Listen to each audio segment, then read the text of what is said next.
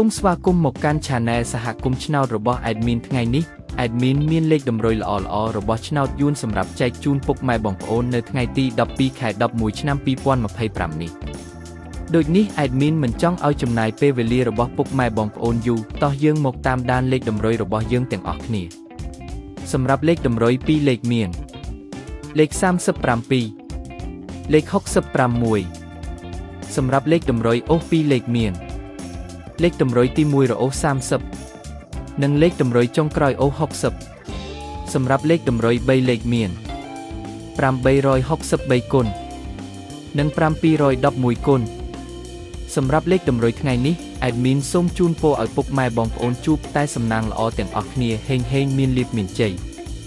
ជាចុងក្រោយសូមកុំភ្លេចជួយចុច Subscribe និង Comment ហើយដាក់សញ្ញារូបកណ្ដឹងដើម្បីជួយផ្ដល់កម្លាំងចិត្តមកកាន់ Admin ជាពិសេសងាយស្រួលតាមដានវីដេអូថ្មីនិងលេខតម្រុយល្អៗជាប្រចាំថ្ងៃជាមួយ Admin សូមគោរពលាពុកម៉ែបងប្អូនពីខ្ញុំបាទសហគមន៍ឆ្នោតសំណាងល្អទាំងអស់គ្នាសូមអរគុណ